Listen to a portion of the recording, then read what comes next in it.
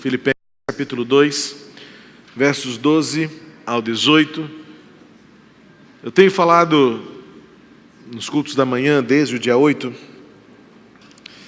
sobre a missão de Deus compartilhada, repartida com a Igreja de Cristo, a missão que é de Deus, e nos foram atribuídas missões, responsabilidades, tarefas, mandamentos e comissionamento, para que nós a cumpramos e tornemos o amor de Deus multiplicado. E algo que nos move diante desta missão de Deus é o grande amor de Deus por nós em nos salvar. O conceito de salvação, o conceito de redenção, ele precisa ser aprofundado por meio do conhecimento da palavra, especialmente do Novo Testamento, para compreendermos bem o que significa ser salvo. E tenho dito nas reflexões matutinas dos domingos que passaram, hoje e domingo que vem também será a última mensagem desta série, que muitas vezes quando vamos compartilhar o amor de Deus com aquelas pessoas que estão à nossa volta, nos é rebatida a pergunta desafiadora: mas eu não preciso ser salvo. Salvo de quê? Se eu não me sinto perdido. O fato é que muitos estão perdidos, poucos são os que reconhecem isso, mas muitos, pela sua arrogância, pela sua soberba e pela altivez que o próprio pecado realiza na vida do homem, têm dificuldade em reconhecer o seu estado caído. E normalmente a visão que se tem é uma visão superficial, e por que não dizer uma visão materialista? Porque a geração de hoje diz: eu não preciso ser salvo. Eu tenho saúde, eu tenho família, eu estou bem, eu tenho casa, dinheiro, emprego, eu não me sinto perdido.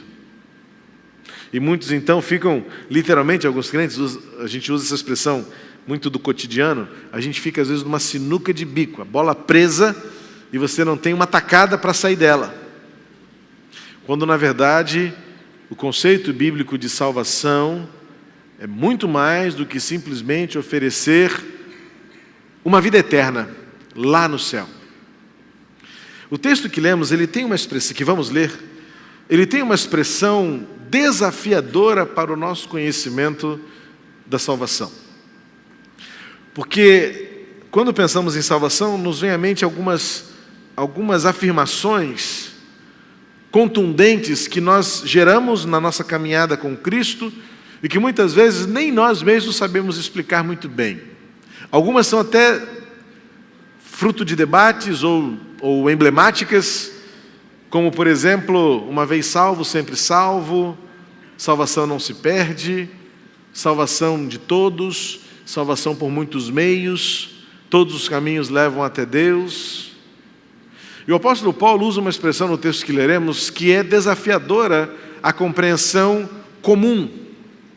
Eu, particularmente, sinto-me sempre desafiado a ler o texto bíblico, a reler e buscar descobrir não modismos, mas buscar entender e compreender que aquilo que o escritor pensou na época faz parte de um contexto, faz parte de um momento, faz parte de algo que precisa ser trazido para o nosso tempo e muitas vezes nos leva a pensar fora da nossa caixa. Por que fora da nossa caixa? Porque o nosso contexto cultural, o nosso contexto histórico, o nosso contexto tecnológico, algumas vezes nada tem a ver com o contexto do Novo Testamento. E se nós simplesmente pegarmos o texto bíblico e tentarmos encaixá-lo na nossa caixa contemporânea, nós estaremos muitas vezes em maus lençóis na aplicação da palavra. Por isso o desafio da interpretação bíblica, e esse é o desafio que eu me faço todos os dias, quando me deparo com a palavra, seja no contexto devocional, o meu alimento pessoal, ou seja também quando estou preparando mensagens, estudos bíblicos, é buscar ler e compreender fora da minha caixa de cosmovisão, para tentar visitar a caixa, a mentalidade daquele que escreveu lá, milênios antes de nós existirmos, para tentar descobrir de que forma isso se aplica a nós. Salvar-nos? Quantas vezes os escritores do Novo Testamento achavam que o mundo terminaria no ano 70 depois de Cristo, quando estava anunciada e prenunciada a destruição de Jerusalém, a queda do templo em Jerusalém?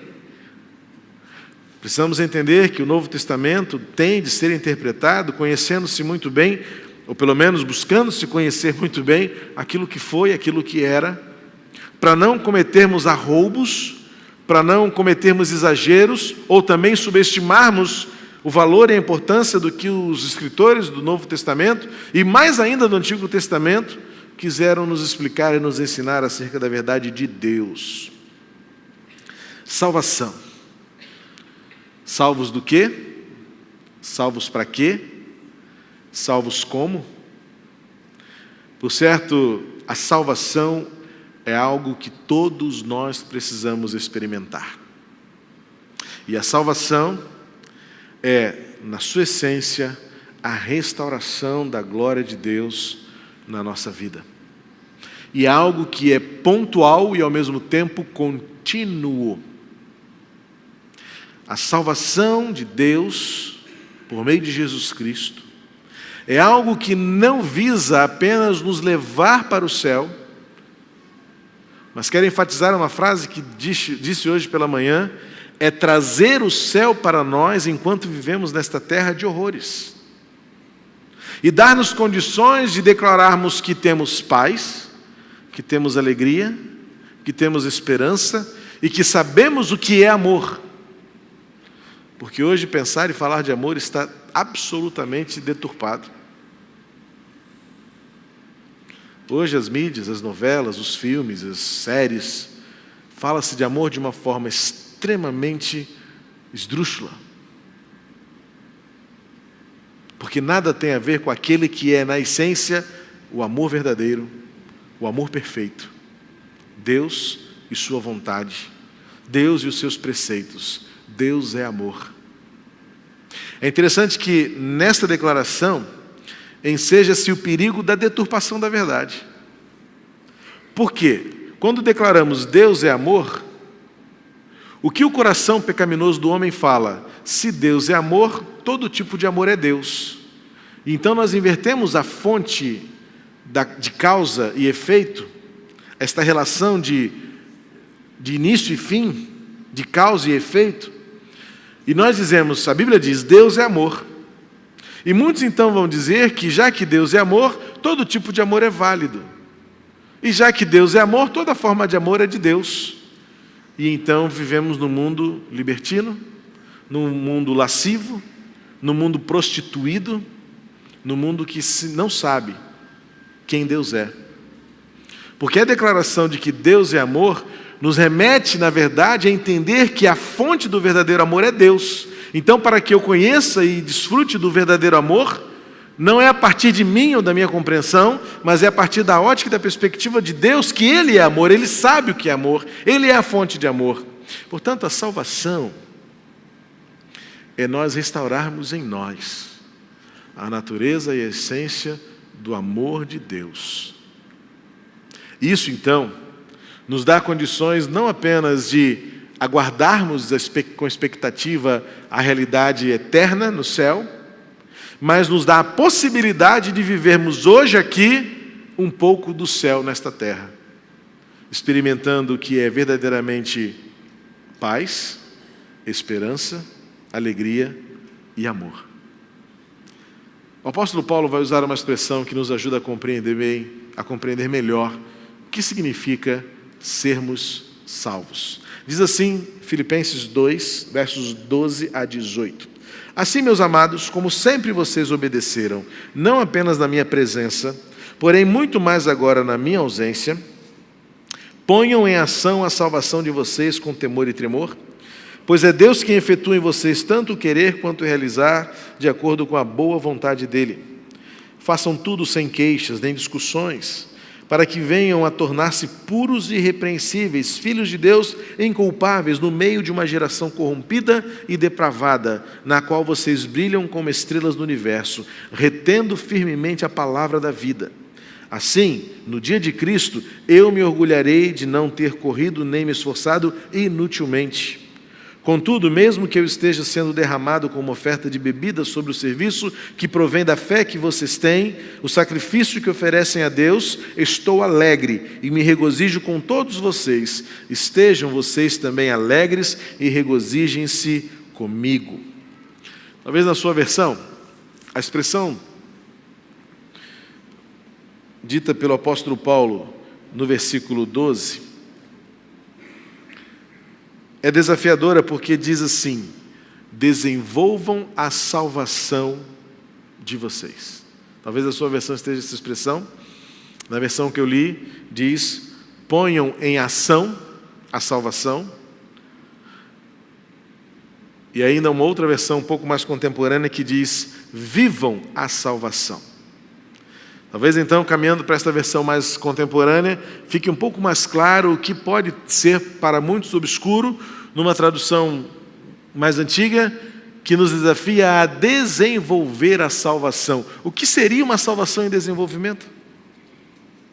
Será que esta afirmação se contradiz, se contrapõe a alguns conceitos já tradicionais nas nossas bases doutrinárias, como, por exemplo, uma vez salvo, salvo para sempre? A salvação que é para a eternidade, a salvação que é fruto da fé, a salvação que é plena por meio de Jesus Cristo. E agora Paulo vai dizer que nós temos a responsabilidade de desenvolver a salvação, ou de colocar a salvação em ação. Creio que a versão de Eugene Peterson, a mensagem, nos ajuda a compreender de forma muito clara e muito definitiva o que Paulo quis dizer com a expressão do versículo 12: por meio da obediência, vivam a salvação. A partir do versículo 14, 15, fica mais do que óbvio e claro que a salvação que temos por meio de Jesus, ou seja, esta experiência relacional com Cristo Salvador, é principalmente para uma vida de significado no meio desta geração corrompida. A salvação é algo que nos transforma hoje. A salvação é uma experiência com Deus que nos torna maduros e preparados para enfrentar os horrores deste mundo, as contradições dessa existência humana, as nossas limitações humanas e físicas muitas vezes. O apóstolo Paulo faz o povo na cidade de Filipos compreender que a salvação é a obra de Deus que nos torna corretos e irrepreensíveis, versículo 15, no meio de uma geração corrompida e depravada. Talvez a concepção de que salvação é uma experiência para a vida eterna tenha ao longo da história nos distanciado de um cristianismo prático, maduro e relevante, porque estamos querendo levar todo mundo para o céu, mas nos esquecemos que primeiro temos que tentar trazer o céu para a terra. Praticar a justiça, exercer o amor, a misericórdia, aliviar o sofrimento, viver a comunhão, a justiça e a correção nos nossos procedimentos, é estabelecer uma mudança de paradigma, restabelecer o padrão de justiça de Deus e santidade da glória de Deus neste mundo, porque a salvação, ainda que nos remeta em esperança ao fato de que tudo isto aqui irá terminar, a salvação é uma transformação que Deus faz em nós, que muda toda a perspectiva do presente e que altera por completo a nossa compreensão do que é viver e, se preciso for, morrer. Salvação é uma experiência com Deus que muda o nosso agora. A salvação, portanto, em desenvolvimento, é uma contraposição, é um combate àquilo que muito se tem ouvido falar no contexto da Igreja de Cristo, que é a graça barata, a superficialização, o mercado da fé, a fé por interesse, a busca de Cristo como meramente Salvador, esquecendo-se que Ele só será Salvador se antes Ele for Senhor. O apóstolo Paulo, quando esteve diante do carcereiro, na expectativa de ter esperança, o seu dilema, o seu drama resolvido, quando as prisões tremeram, e os presos fugiram, ou ameaçaram fugir, Paulo e Silas permaneceram lá dentro. O carcereiro disse: e agora o que eu vou fazer? Então Paulo declarou para ele: crê no Senhor Jesus Cristo e será salvo. Parece-me que Paulo procura colocar as coisas no seu devido lugar. Ou Cristo é Senhor de tudo e se torna Salvador, ou queremos apenas que Ele seja Salvador e nada muda na nossa vida. Porque o que muda não é a salvação. O que muda é o senhorio de Cristo. A salvação é resultado de uma mudança de ordem, de uma mudança de prioridades, de uma mudança de comando e de domínio da nossa vida, quando não sou mais eu, mas é Cristo que vive em mim. Hoje encontramos poucos que estão dispostos a encontrar uma graça valiosa, que procuram encontrar uma graça preciosa e que muitas vezes, apesar de ser de graça, custa caro. Porque custou caro? Custou o sangue do Cordeiro, o sangue sem culpa, o sangue sem mácula. Dizer que a graça é ignorar o preço valioso, o preço tão grande que nem eu nem você seremos capazes de pagar, de nos responsabilizar a própria vida para que tivéssemos vida. A essência da graça é o fato de que um preço tão alto foi apenas pago adiantado. Cristo morreu por nós, para que nós tivéssemos uma nova vida. O processo da salvação, o objetivo da salvação, foi o coração de Deus, que sofreu a tristeza de ver a sua humanidade perdida e afastada. Deus que tinha a alegria de no paraíso, no jardim do Éden, todos os dias, gastar um tempo conversando com a sua criação, passear com Adão e Eva no jardim, desfrutar de comunhão plena, de proximidade, não pôde coadunar com o pecado, com a desobediência, e teve de banir Adão e Eva do paraíso. Desde então, Deus vem lutando, se esforçando. Deus é quem tem tomado iniciativa. Este é o grande diferencial da fé cristã. Porque nós cremos no Deus que desde o início de tudo, Ele é quem tomou a iniciativa de recuperar, de resgatar, de trazer de volta aquilo que o pecado lhe tirou, a alegria da comunhão com a sua criação. Mas o homem tem escolhido insistentemente andar sozinho. E Deus não descansará enquanto não restaurar este relacionamento. Salvação é para hoje. Quando nós caminhamos a passos largos para o inferno por causa do pecado, quando nós estamos sim perdidos, porque não sabemos para onde estamos indo. A perdição não se trata de você ter estrutura de vida, não se trata de você ter bens ou posses. A salvação se refere ao significado da sua existência, em saber quem você é, por que você está aqui e para onde você está indo. E saber que tudo só faz sentido quando temos um relacionamento com Deus. Quando temos um relacionamento com Deus, sabemos que estamos indo para o céu, mas cremos que podemos viver o céu na terra, por meio da comunhão, por meio do amor, por meio da paz e por meio da esperança. Por certo, a graça, o maior preço já pago pela alegria e pela salvação de alguém, é algo que nós não podemos e nunca conseguiremos medir. O meu Senhor, o meu dono, pagou o preço por mim. Ele morreu na cruz para que eu fosse salvo. E quando Paulo então vai dizer, desenvolvam a salvação, o que ele está querendo dizer, primeiramente, absolutamente não temos nenhum papel exercido na efetividade da nossa salvação, a não ser crer. O preço já foi pago. Não somos capazes e não temos nenhum tipo de habilitação para alterar, definir, aumentar ou diminuir o que significa ser salvo. Não temos. Não merecemos e muito menos deixamos de merecer por termos feito alguma coisa tão grave. O amor de Deus anula todas as nossas culpas, bem como todos os nossos merecimentos. O amor de Deus nivela o piso diante da cruz. Como é bom saber que diante da cruz não há degraus. Mas o que Paulo está dizendo, e lembrando os crentes em Filipos, na cidade de Filipos, é que nós precisamos estar envolvidos, engajados e responsavelmente comprometidos com a tarefa de fazer com que os outros vejam o que a salvação tem feito em nós. Isto é amadurecimento. Desenvolver a fé, portanto, desenvolver a salvação, portanto, requer de nós obediência. É o reconhecimento de que Jesus não é apenas Salvador, tornando Ele o nosso servo.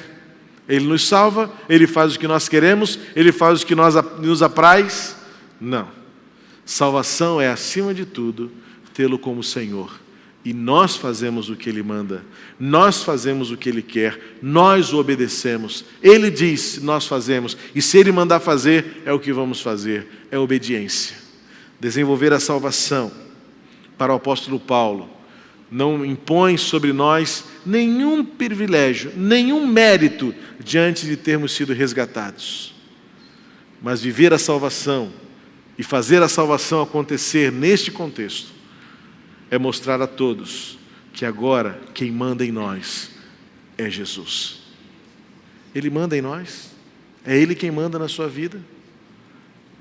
Se há algo, ou se há algum lugar, alguma área da sua vida em que há algumas reservas acerca da vontade de Deus por meio de Jesus Cristo, a salvação ainda não está sendo desenvolvida plenamente na sua vida.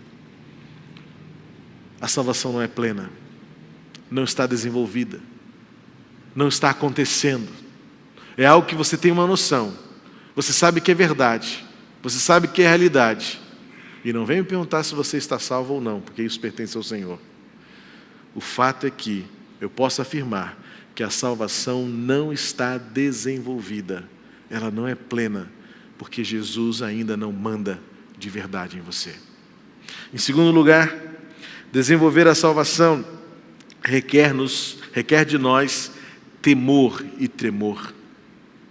O apóstolo Paulo desafia os crentes naquela cidade, os filipenses, e ele diz no versículo 15, vou voltar a esse texto, para que vocês se tornem puros e irrepreensíveis. Será que nós temos vivido diante das lutas e desafios esta busca para nos tornarmos irrepreensíveis e puros? O versículo 12 vai terminar dizendo que a salvação deve ser desenvolvida com temor e tremor. Temor e tremor significa buscar nos purificar de qualquer mancha e tornar a santidade de Cristo nosso alvo.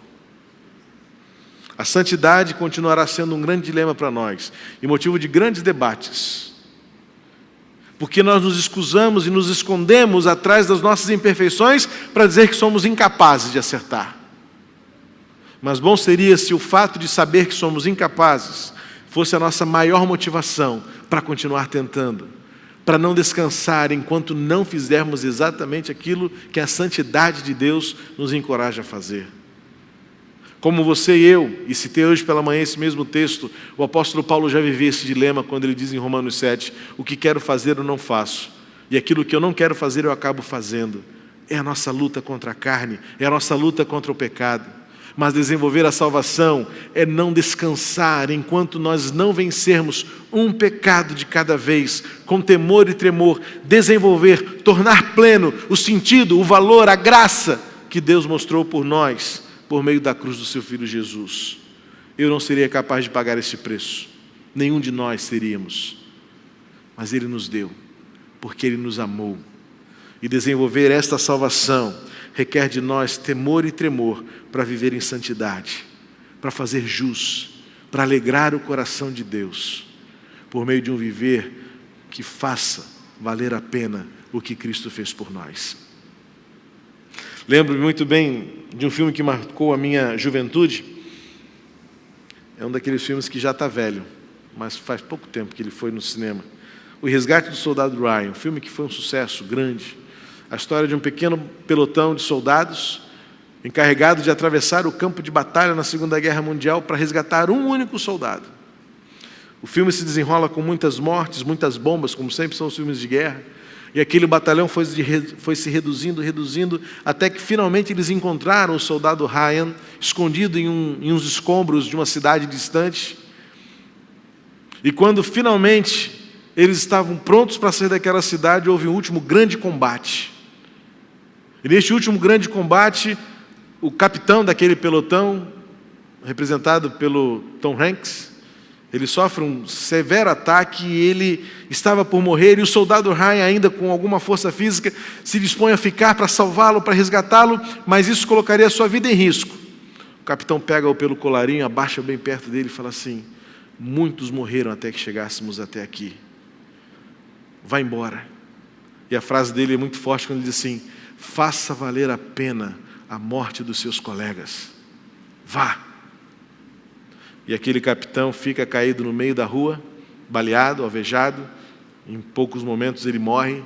E aquele soldado então bate em retirada, salvando a própria vida, mas motivado por essa expressão: faça a sua vida valer a pena a morte dos seus colegas que nos trouxeram até aqui. Desenvolver a salvação tem a ver com esta atitude que aquele capitão diz para aquele soldado. Desenvolver a salvação é viver com temor e tremor diante dos desafios que o pecado nos impõe, mas de tal maneira que a nossa força e a nossa motivação está baseada no fato de que Jesus fez o que nós não podíamos fazer. Então vivamos, santifiquemo-nos, vençamos o pecado, para dizer ao mundo: Jesus Cristo não morreu em vão.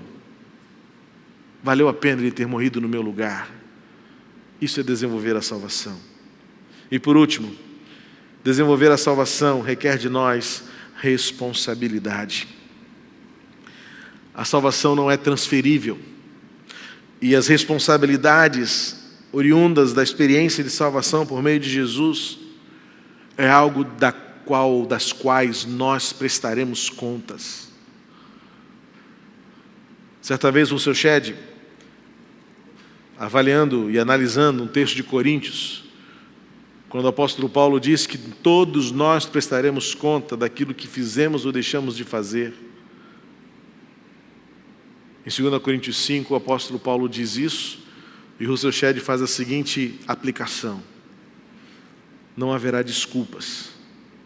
Quando chegarmos diante de Jesus, nós poderemos tentar nos esquivar das nossas responsabilidades dizendo: mas foi a igreja, Senhor, era o pastor, foi o meu marido, eram meus pais, eu não consegui acertar por isso, por aquilo.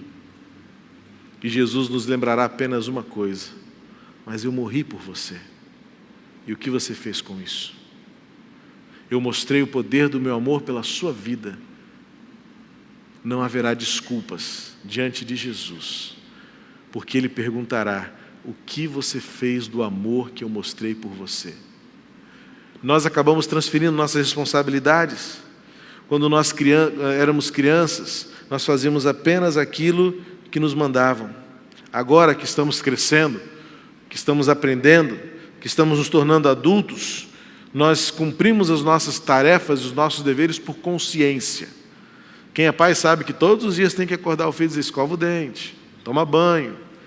Coisas básicas que nossas crianças não fazem sozinhas, se nós, pais, não dissermos para ela o que tem que fazer. Vamos crescendo e vamos aprendendo que nós, ao acordarmos, temos que escovar os dentes, temos que tomar banho. Bom, alguns ainda acabam se esquecendo disso, né? Mas, em geral, é isso que acontece. O fato é que, muitas vezes, nós, como adultos espirituais, esquecemos de desenvolver esta mesma maturidade naquilo que são nossas responsabilidades diante daquele que nos salvou. Desenvolver a salvação, como o apóstolo Paulo diz, é manter a obediência. Paulo ainda faz uma referência à sua ausência. Ele diz: vocês obedeceram enquanto eu estava aí, mas obedeçam também quando eu não estiver. Como diz Bill Hybels, quando ninguém estiver olhando. É isso que mostra quem é você, é isso que mostra o seu caráter. E Paulo então diz: desenvolvam a salvação, desenvolvendo responsabilidade com aquilo que Deus quer que vocês façam. Aqueles que querem viver uma salvação barata interessam-se apenas pelas benesses, pelos benefícios, pelas promessas e pela prosperidade que o nome de Jesus pode lhe dar.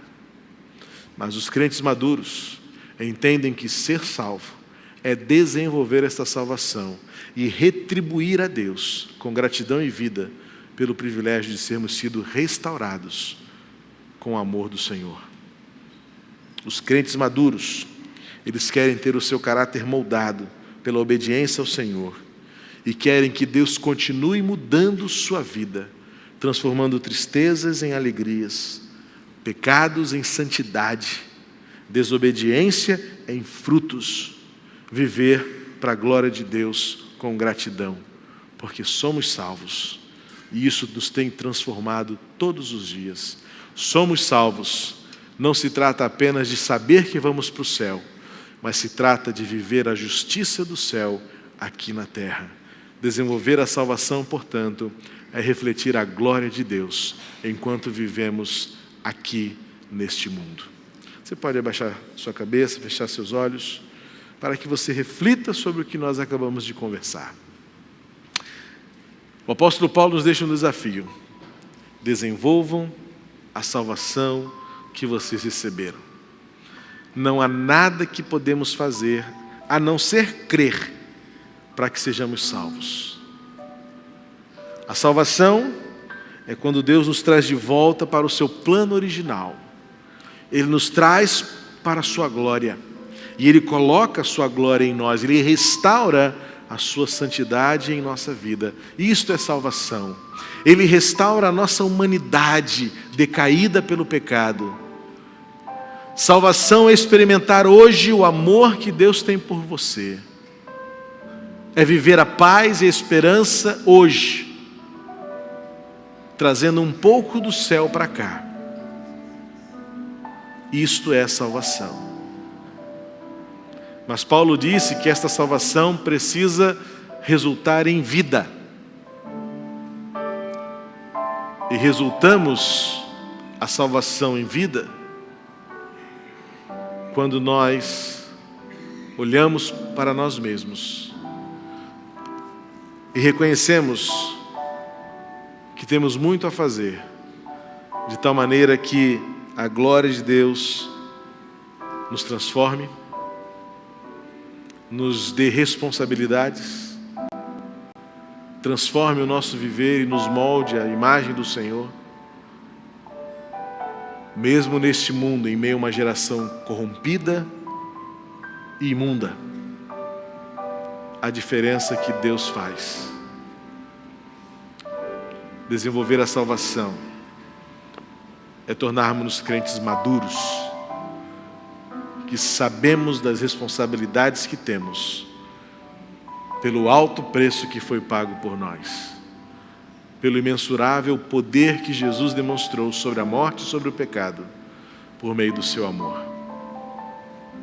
Nosso Deus e nosso Pai, em nome de Jesus, nesta noite nós declaramos mais uma vez a nossa gratidão pela salvação que recebemos de Ti.